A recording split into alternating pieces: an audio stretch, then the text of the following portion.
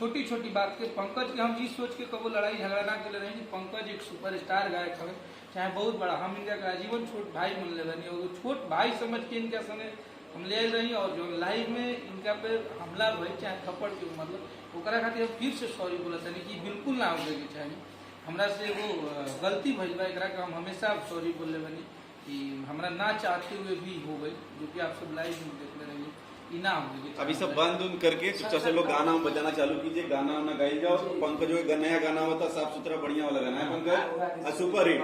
इतना जितना विवाद में पंकज का वीडियो चला है, अगर उतना विवाद में अगर मिलियन व्यूज ना आए गाना में तो पंकज कुछ बच कर ले चलो।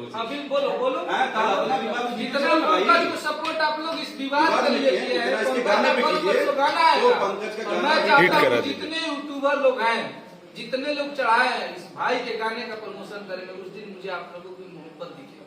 इस भाई को आप लोगों ने इतना सपोर्ट किया। हर हर महादेव, जय हर हर महादेव।